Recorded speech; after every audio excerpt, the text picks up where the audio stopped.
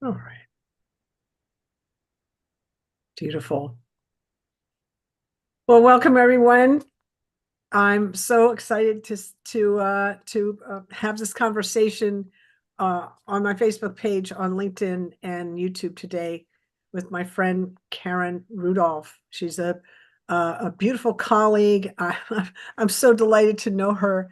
Um, Stress management. She was a nurse. She does a lot of beautiful transformational kind of work. So I just wanted to bring her to you so you got to know her and we could learn more about what Karen does. Would you like to introduce yourself more in a more grand way than I just did? Oh gosh, I'm very humbled first and foremost, and thank you very much for having me on. Karen Rudolph, as you said, my company is Tranquil Solutions, and really, what I go by so many different labels, but it's just labels. I mean, who I am and what I do is really, as you said earlier, it's transformational work. It's really delving in to the inner to create a happier, fulfilled outer.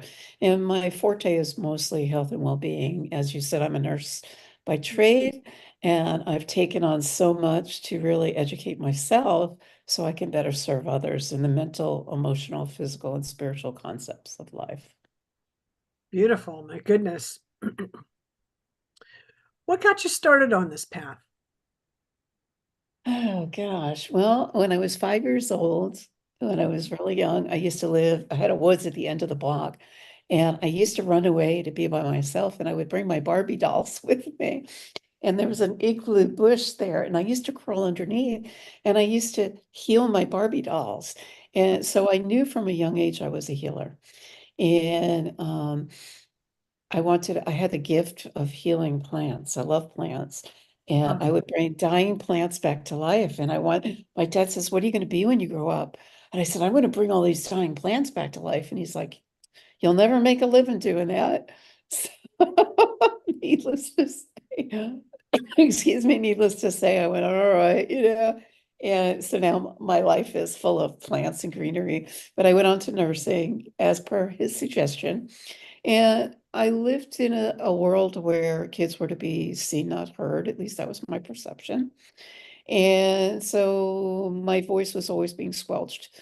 And when I went into nursing, I would see things and I would observe things. And when I would question them, they were like, just do what you're told and stop, all of this. So fast forward, when I ended up getting divorced, I remember my former brother-in-law saying to me, "Are you going to go back to nursing? It's like solid, and you'll always get a solid paycheck, and you got to do something now." And I said, "No, I'm going into more of the holistic aspect of it because that's what my heart is calling." And that's where, right around the same time, my horse got struck by lightning and survived against all odds. It was my second horse to get struck by lightning. I live in Florida, which is the lightning capital of the world. And my spiritual mentor, you'll appreciate this one, Elizabeth. My spiritual mentor says to me, "Karen, when are you going to look up the spiritual meaning of lightning strike?" And as an intuitive, I had already known. And she says, "Okay." And I'm like, "I'm just not ready to step into it." And she says, "Okay, when you're ready." And I went, "All right." So the spiritual meaning of lightning is to be a light bearer to the world. And so I've stepped into it ever since. So since 2007, I declared when my horse got struck and survived, I said, he and I are going to be catalysts for change. And I've never looked back. That's that's astonishing. I just that's astonishing. Can you just tell me, like, 5 sentences on any changes that you experienced that your horse seemed to have go through in that any kind of transformational stuff he or she went through from that experience? Just lost. Oh, we got a frozen screen here. Let's see what happened. Always something a little tricky with tech. Okay. Let's see if Karen comes back.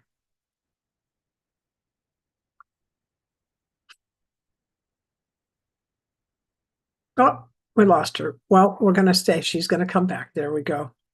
Okay. There we go. Can you hear me now? Yeah, you're muted. There you go. I Yeah, can. great. I was asking, did you notice any kind of transformation that your horse went through, having after that experience?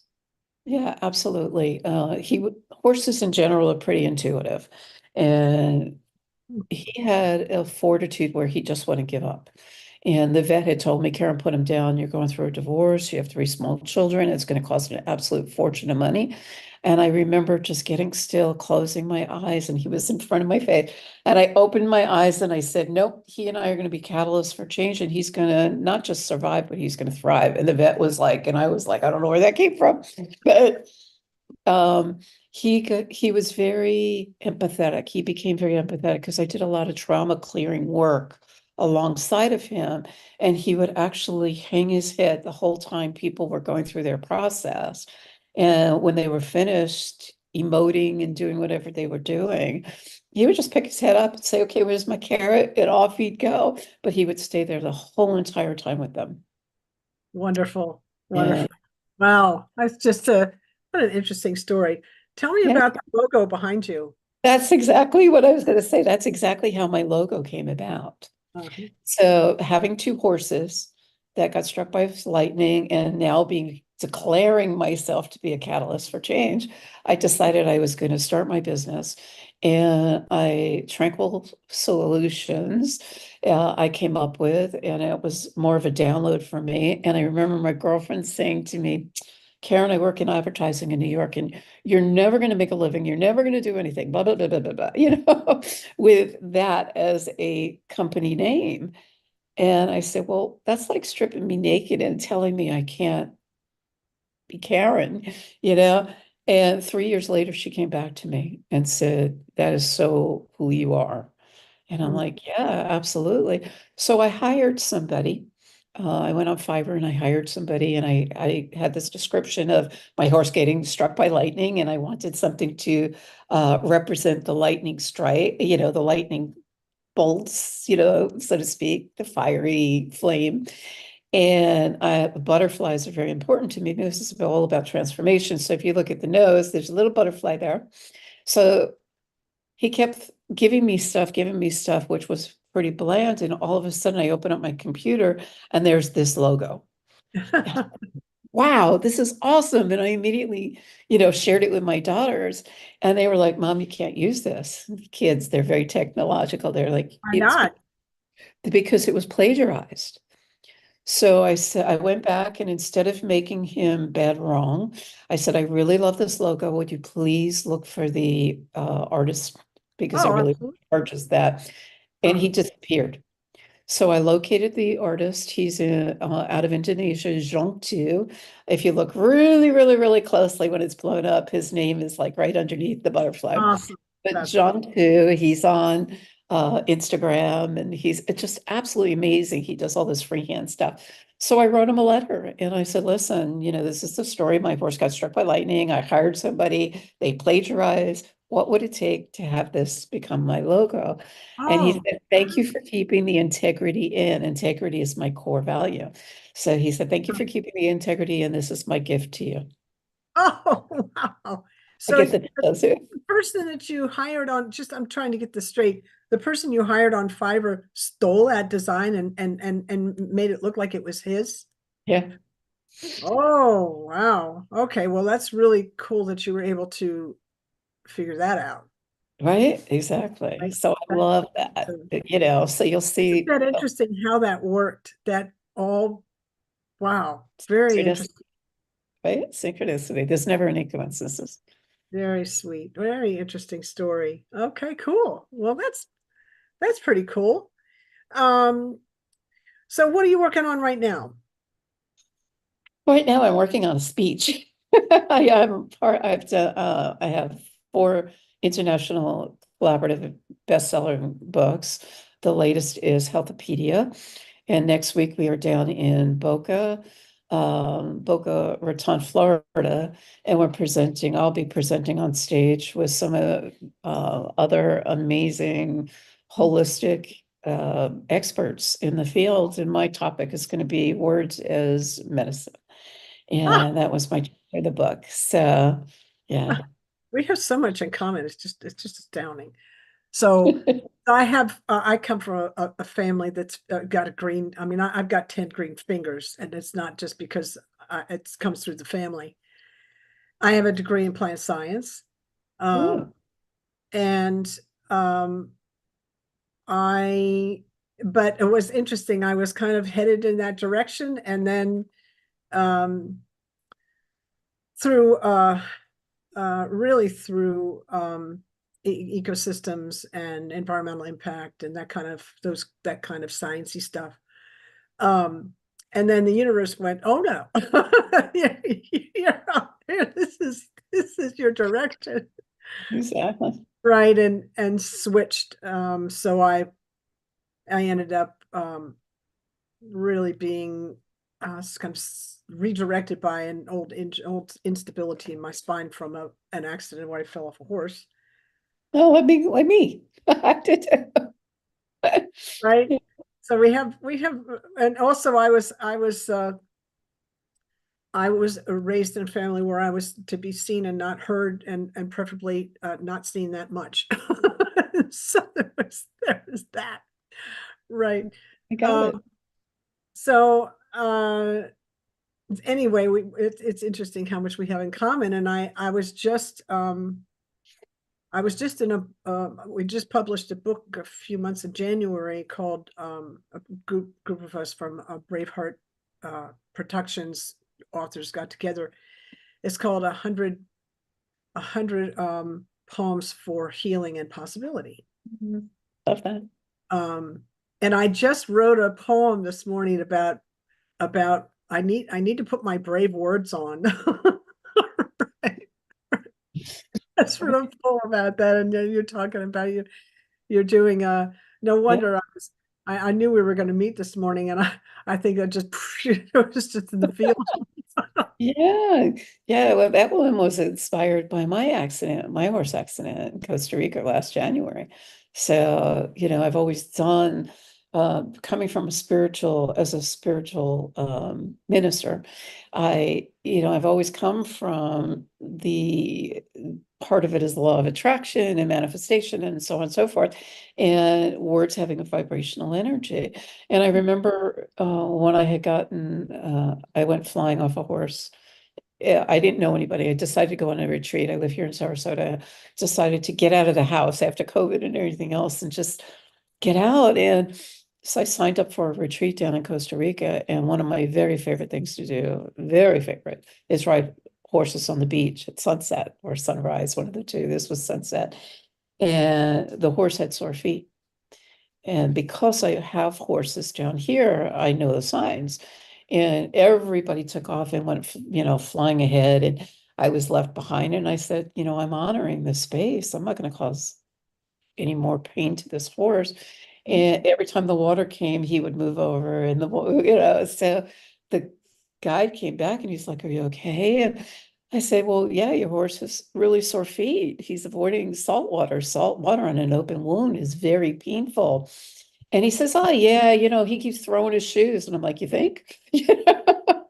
Because when they're on sand, their nails are the same as the same material that we have on our nails. So imagine getting like your nails ripped out and then you're putting them in salt water. It's very painful. So I wrote him back, just sauntered along. I was very content doing that. And when I got to the rest of the group, he was very attentive and perky. And all of a sudden, the wave hit from behind. He went flying around. I went 6 feet up in the air, landed on my butt, and severed my femur off my left hip and fractured my pelvis and dislocated my back. And I went in for surgery down there in Costa Rica. I don't speak Spanish, so I was there for 3.5 weeks. And it was really finding my way back home. And the word that kept I always look for energetic words to keep me grounded. And the word that came through for me was surrender. And in this in the space of surrender, I totally surrendered on so many different levels. But I remember them saying, like, it's going to be a long recovery, and your chances of walking are, going to be. And I kept thinking to myself, it was like the horror, it got me back to the resilience of Truman, where they're telling me he's never going to be the same. And I'm like, that's their diagnosis. It doesn't have to be our prognosis. And I'm like, no, I'm gonna walk. I'm definitely gonna walk, and it's gonna be sooner than you think. So within 6 months, I was walking again. I mean, I'm gimpy. I'm not like running any race by any stretch, but slow and steady, and I show up for myself every day, and I show up for others. So, it's really the resilience, the determination, I don't even think it's the determination as much as it is attitude, and my attitude and Truman's attitude. So I modeled a lot of what I learned from the horse. Beautiful story, and such wisdom. Thank you. That surrender. Why don't you explain what you're surrendering or surrendering to? Kind of explain that a little bit so we have a Yeah. picture of what that means. This is the juice of a healing space. Absolutely. So surrendering for me, right, was all about being in the moment. All I have is here and now. I don't have, the past is the past. People were really surprised I wasn't pissed off at the horse. I'm like, why would I be pissed off at the horse? I mean, he Yeah. was doing what horses do, that. So I let that go. I was a little disappointed in the group I was with, but I let that go. And what I chose to do was surrender to what is, what I have no control over, be in the present moment, and just concentrate on my healing. And all I did was focus on my healing. And when I surrendered to a higher power. Mm-hmm. And the higher power is what supported me getting through it. And what came of that was a chapter in the book, Ignite Your Faith series. I had, I was posting on Facebook. I had nothing to do, and I don't speak Spanish, so I was posting my every day on Facebook. And 3 days into my surgery, um, they're like, why don't you surrender to not doing your master class that you scheduled? I said, no, I have 57 people, 56 people show up for that. 56 souls that are counting on me. IVs, the whole 9 yards. I told the nurses, close the door of 1 hour. I'm gonna be, and it was interesting because when I'm giving, I wasn't concentrating on the pain, and the pain was excruciating, I'm not gonna lie. But I was so present to what I love doing and what I'm about that I didn't feel the pain. And I was so grateful I did that. So surrendering to me was really, I remember looking out the window and what looked like a mountain to me, right? I live in Florida, it's flat. And what it was actually a volcano, but I kept looking at it and reminding myself, the faith of a mustard seed. Like, how am I going to transverse my mountain? Like, what's before me? If I look up, it's going to seem like so out of reach when all I could do is wiggle a little toe, if that. And I said, nope, just keep looking ahead. One momentum, one toe crawl at a time. And I knew I was going to get to the other side of the mountain. So surrendering to what really is trusting, having faith, and surrendering to the moment and just being present in that moment. It's all we have. No, So beautiful. Yeah, we release our resistance to the whatever's happening, and that higher intelligence that does the healing. exactly. It's, we're not clamping it, anymore with our E- judgment and our worry and whatever. Yeah. Exactly. Exactly. So Huge piece. Well, thank you for shining a light on that piece. That's important. thank you. That's or what I teach, I just teach it a little differently. That's all. It's same concept, right? Yeah. Mhm. Different roads to Rome. I had an experience where I broke my wrist, my forearm up here, just below the wrist, in 7 pieces. I fell and, and it just, and the grace in that accident was when we looked at the x-ray, the bones broke in place. There was no twisting. And we were all like, the nurses, doctor and me, my friend, we all saw the x-ray. We're like, whoa, we didn't have to put a plate in or anything, right? So that was interesting, but I'm in recovery from a long-term prescription opiates and benzodiazepines. And so when this happened and I was in recovery at that point, I was like, they said to me at the hospital, well, here's your, opiates and your prescription for your opiates. And I said, I'm in recovery from that. I'm not going to take those. And it was interesting, Karen. They said, and I understand their position. So it's not a judgment. I'm just saying the energy that came at me, or I felt the way I felt it. They said, what I heard was, you better take this prescription now because you're going to be really hurting tonight. And we're not going to give it to you then if you come back. So I was like, okay. So I took the prescription. I took it to the pharmacist, filled it, went home, got a bed, went to sleep. It hurt, but I have a meditation practice, which is a very powerful tool of surrender. Absolutely. There's this moment, there's the breath, and Yeah, it's absolutely. not really so much that I'm distracting myself from the pain. What I realized when I was, because this hurt for weeks, was in a cast. It was, it was just kind of a thing. It took a while to heal, but what I discovered was during that meditation process where I'm just staying present in the moment, I could feel pockets of me that were resisting the pain. So I'll fight my old pattern is to fight with pain with all my might, and I can do it. I mean, I just like it did it for years, and it's just an old pattern to right in the brain. And, I'll default to that if I'm not, in the new way of living, which is just to allow. Anyway, so in that meditative space, I had this experience of, it was kind of like, imagine that you're Niagara Falls. Mm-hmm. And there's a clamp on the water, holding all that water in it. That's the pain. Okay. It's the clamping that causes the pain part, right? I get it. Totally get that one. And Yeah.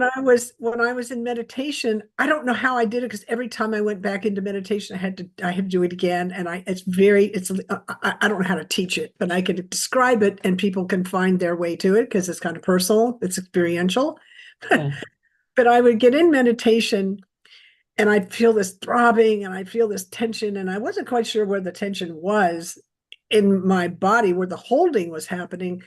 But I'd just stay with the meditation, and eventually I would find that the meditation itself would kind of find that space, and I'd breathe and it would open up and open up. And it was like taking the clamp off of Niagara Falls.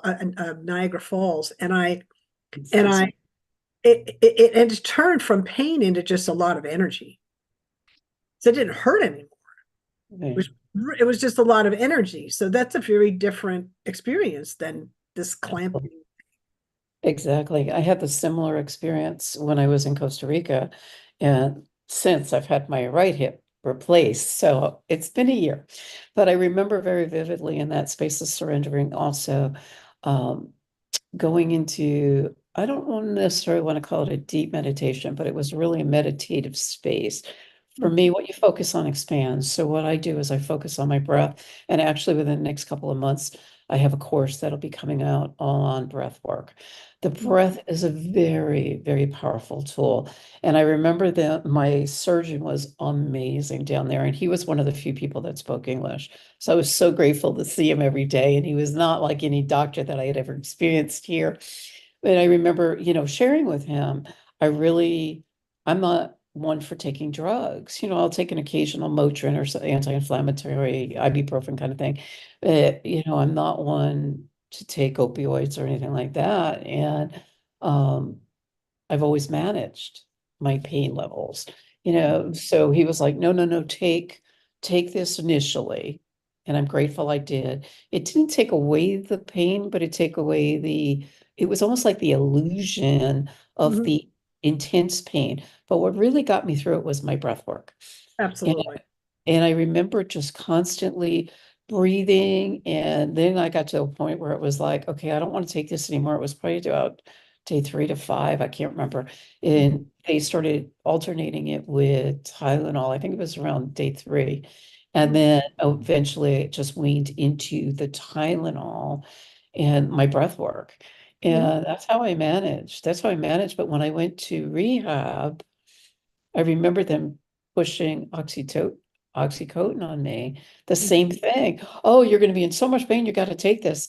And they were like pushing tens at me. And I'm like, Mhm. yeah. And because I had fractured my right pelvis as well, in Costa Rica, they were allowing me to put, let me go back a step, because when you have anything hip done, they want you to walk immediately.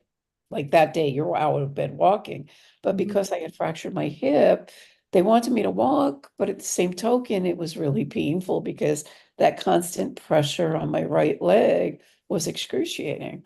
So I would stand on it, I would stand up, and I would put just enough pressure on my toe on the right to sort of swing my leg forward. I would go maybe one or two, and then that was it for me, man. It was done. And when I got to the States, I came through the emergency room here in Sarasota, and I wasn't cleared for full weight bearing. So when I was going to physical therapy, they were having me hop on my left leg, which is now healing from the pins, and I've got 3 pins in that with a titanium rod in it. And it was just like mind blowing because every time I hopped on it, imagine boom, boom, boom, right? It was doing that shock treatment to my right hand. And I got one day, they were like, you got to take this medication. I'm like, I don't got to do anything. Well, so I took it. I I love went you up. so much. I said, okay, I'll take it. And then I get downstairs, kid you not. No, I get down to there and the physical therapist is like over to the side and I grab somebody and I said, can I have a garbage bag, please? Because I'm about to like let it go. And that's exactly what I did. So the physical therapy was over. And they're like, well, maybe you want a 5 tomorrow. I went, no, maybe I want a Tylenol and that will work. And I'll breathe through the rest That's of it. right. But it was amazing to me how society has gotten to such a space of the reliance of pill popping. And Well, yeah, I feel like there's I'm not going to say that there's no place for opiates. no, I'm going to say there that is, there is. if the body is so tense that it can't rest, Exactly. then you have to break that cycle. And I understand that, but that's acute. Yes, And even in the space where you were in, which was a few weeks post, right? Um, I agree because I never ended up taking that OxyContin they gave me. It stayed in my bathroom. But I do.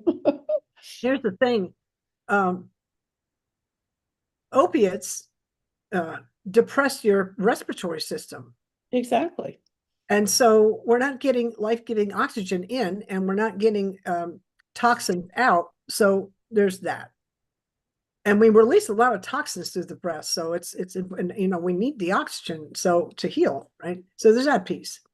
Then there's the dehydration that it causes. So exactly, we're not getting, life getting water to the cells, and we're at least 70 to 80% water. So exactly. how is that healing? And then the other part is so we're not getting nutrition through breath, we're not getting it through the water, and we're not getting it through the gut because it paralyzes the gut. So we Exactly. can't digest our food and we can't release it. So Exactly. please explain to me how that is healing. So I see that you need them in emergency, but not as a, only as this stopgap to handle the immediate trauma. Like I had a kidney stone. I remember having a kidney stone. I have 4 millimeter kidney stone, which is a fairly size. And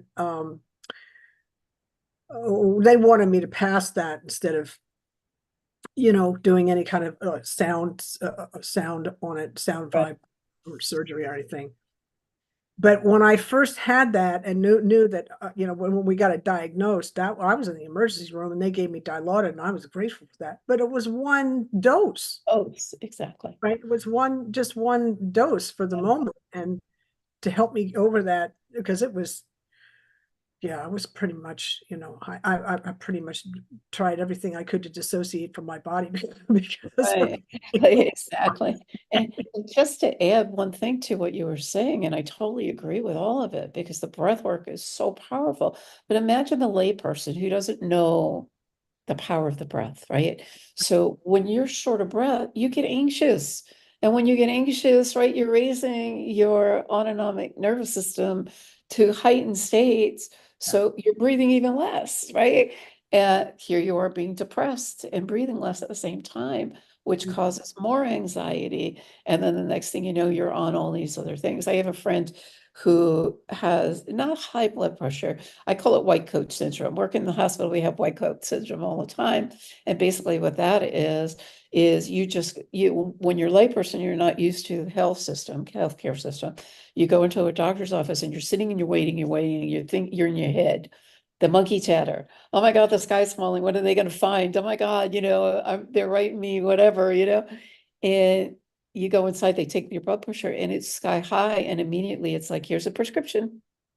Your blood pressure is too high. I have a friend who's going for hip surgery, was supposed to go for hip surgery last week, but because he was so anxious and he's a layperson, right? He didn't know what he didn't know. He walked in there and had to wait because the doctor was running behind. The whole system was running behind. So now he's so busy in his head that his blood pressure was so high up that they gave him a script for blood pressure medication, which he never takes, and they postponed his surgery. They told him he won't give him his Oh, surgery until he gets his blood pressure down. So now he's on this medication and he doesn't know if he's coming or going because it's normally not that high. So I always say, take a deep breath. that's Just so interesting to me. I was at a functional doctor. I have a functional doctor in Kansas City, and I go in there from time to time for an infusion, an NAD infusion, Mhm. uh, with some glutathione, whatever. And so they have a phlebotomist that does the that gets you hooked up. Right. And I remember they always take blood pressure before and after, right? Yes. They watch you, obviously. And and I remember, so my drive to that doctor's office, I live in Lawrence, that's a Kansas City, it's an hour drive. And my appointment, and I specifically go, I hit that 8 o'clock appointment because if I leave Lawrence and have like a 9 o'clock or 10 o'clock appointment, the traffic is just really crazy. It's bad enough, but it's Right. really, but even leaving at 7 and getting there at 8, I'm still hitting traffic. And there's a stretch there for about 20, 25 minutes. That's a lot of many, 4 or 5 lanes of one direction of highway, and people are just whizzing in and out of in and out of the lanes. And we're going at 65 miles an hour, and it's like you're on full alert, right? So I am anyway. So talking about breath. So I breathe. I Yeah. like this breath work just to keep me grounded and centered when people are like flipping from one lane to another and not putting on their turn signal and like, oh my God. Anyway, so it's a thing, right? By the time I get to the doctor's office and she's taking my blood pressure, it's like, and I have normally blood pressure is quite low. And she's telling me what the blood pressure is, and I'm like, what? what what happened? That's what I'm talking about. Yeah. Oh, I Yeah. said, it must have been that drive I just took. And she said, what she said was, oftentimes when people come into doctor's offices, their Exactly. blood pressure is higher than normal. So Yeah. she knew, Yeah. right? It's a thing. So it kind of It depends on, is. you know, Yeah. who's got that information, right? We call it white coat syndrome in the hospital. And, a lot of times because of the rush and getting people in and out, often it's skipped over, which is sad because it's so easy to give a script out, especially if they get so anxious and it's so high. Oh, this is way higher than normal. You got to bring it down. You got to bring it down. But people don't realize if you just stop, sometimes just close your eyes. You can breathe. Take a deep breath, and I'm talking diaphragmatic breathing. Most people breathe up here in their chest. They don't know how to breathe into their abdomen. After you put your hands on your stomach, it will rise and fall. And when you're doing that, you're automatically calming yourself, getting tranquil that way, getting tranquil, and just bringing your pressure down. I have seasonal asthma, and I went to the pulmonologist last week. And I do this work for a living, right? People come to me, I give and Me I give and too. I give, right? I And do breath it's work as well. like, Living. but sometimes I forget, I'm human too, right? So Of course. I went to the doctor, and as soon as I put my stuff down, he says, okay, you got to walk 6 minutes. And now I'm like in the midst of like being tight chested because we had a cold snap here. And in Florida, the weather goes Activity from today. She'll come back. Just checking here. Oh, there you are. Okay, you're back. um, Okay. the weather drops drastically. Sometimes it could drop like 40 degrees. So that instant cold snap, I get tight. So he does my O2 saturation, and I forgot exactly what it was, but then after the walk, they do it immediately. And he goes, how did you bring it up? And I'm smiling to myself because I breathed through that whole 6 minute exercise where I was able to control my breath, go in there in a calm state. I wasn't like kind of thing, right? And he was very taken aback. And then I said to him, which I found interesting, I said to him, I have this tightness in my chest. I have a lot going on right now. We had a death in the family, life happens, right? It was just everything at once. Mm, And I said, I have this tightness. And he looked back at me and he says, well, your chest is clear. Everything is clear. And he says, are you stressing or overwhelmed? And I went, oh, man, I do this. I know exactly what we're talking about. Okay, I'll manage it. I got in my car and I started breathing. And mm, all of a sudden, it was like as I'm there breathing and working through it, it went away. That tightness went away. mhm. So we have the power that mind is a very powerful tool. And the It's- things we tell ourselves become our reality until you choose to change the story, the old way of being. It's going to be more of the same, more of the same, more of the same. Mhm. And a lot of times you don't even realize you're in that cycle until you identify the cycle. Well, also, yes, I hear you on that. And the other thing that I have experienced from, really learning, I teach the breath too, but learning practice myself, um, is that if I can just bring whatever the story is, because there's stories are running, there's going to be stories. Always, always. So for instance, like I did a 1 hour chanted meditation on Sunday. And it was with a group around the planet. I was in my apartment alone. It was online, but we're in a group. And it was interesting. Just so you guys get an idea here. It's a breath. So you take a big inhale and then you chant on the exhale. So it's a long exhale with chanted sound, and then you take another inhale, and that's how you do and then you chant again, and you do that for an hour. So it's a lot of, you're oxygenating the cells a lot. Right? You're getting a lot of nutrition in, a lot of prana, a lot of oxygen, releasing a lot of toxins. It's a beautiful practice. Now, what was interesting was it was first thing in the morning, and I hadn't, because it was quite early and I wanted to be with the group. and I hadn't done my physical practice yet. I normally have a physical practice that I do that kind of helps settle the body for a meditation like that. And I hadn't done one. I was just so early. I hadn't had a chance to. So I'm sitting in this meditation and my body twitched and, it just couldn't for 20 minutes. I was like, itching and twitching and very active, reactive body. And the mind was turbulent. There's a lot of turbulence in the mind. And what was beautiful was because I had a practice of this, I just kind of watched. I just watched all of this. And Right.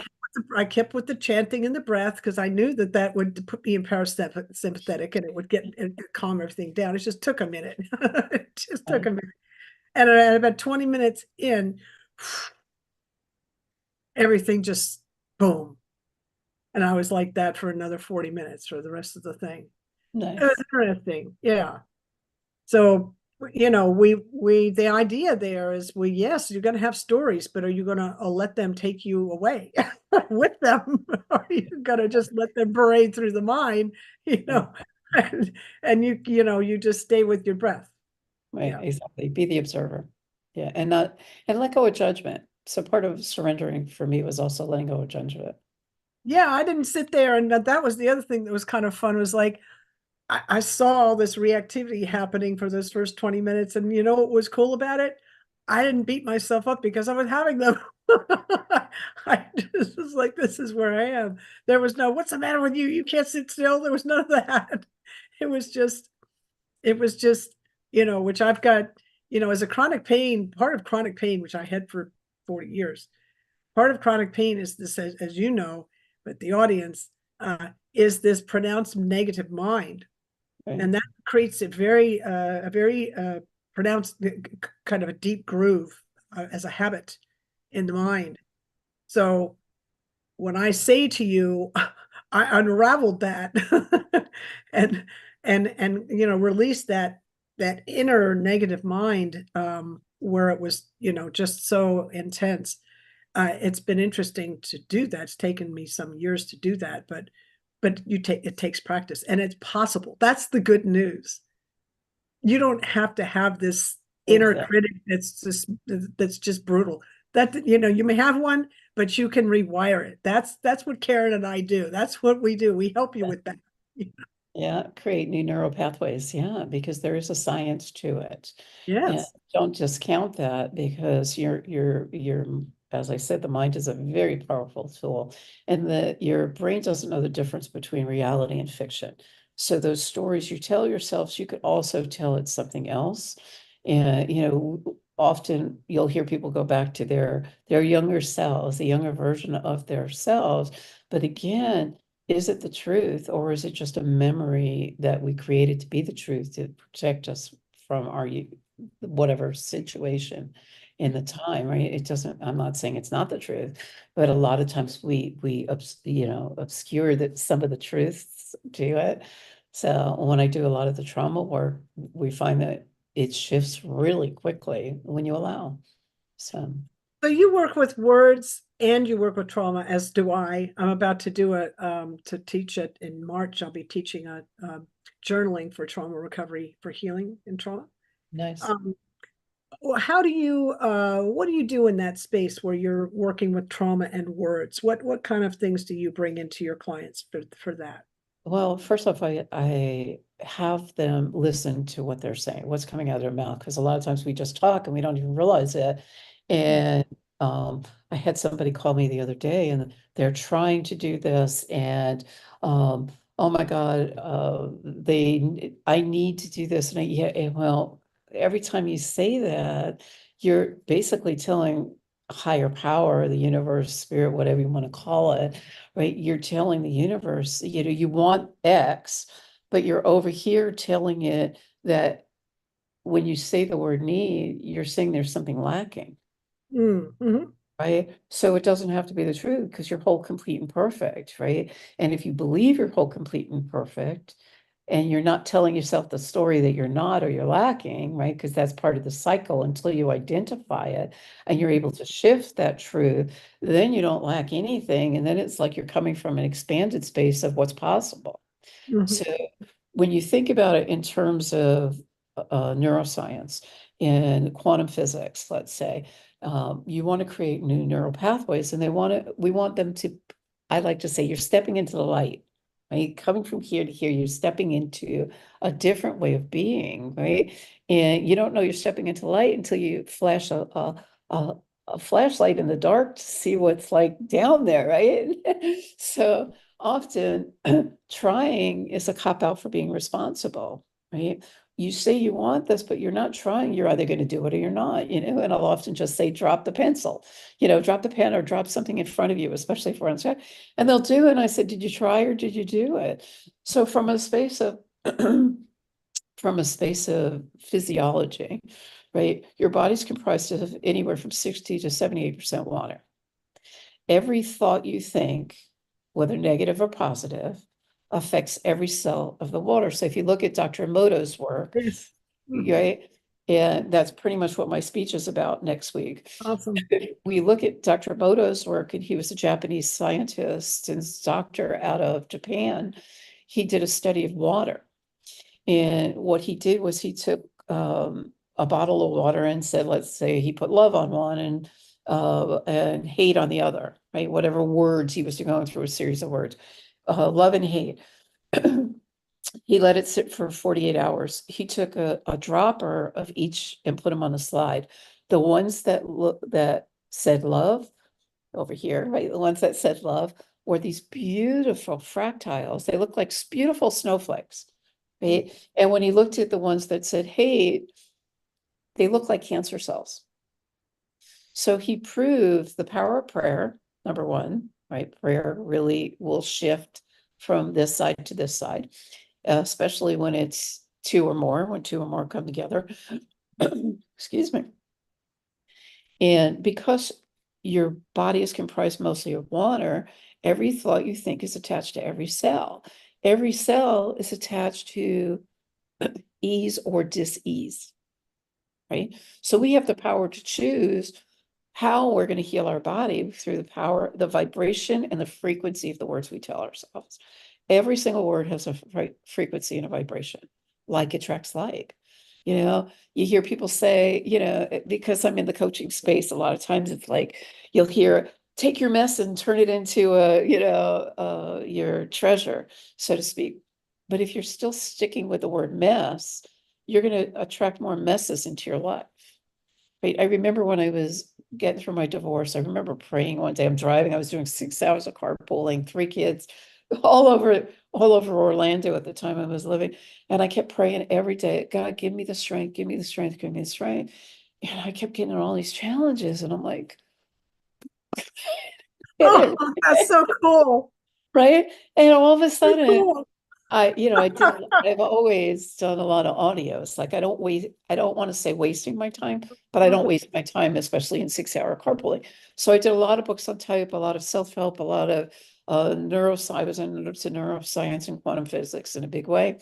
So I was always listening to something. And I remember coming Lake Mary, I'll never forget it. I was driving off the highway, I-4, which is like bumper to bumper traffic. The kids are in the back, yada, yada, yada.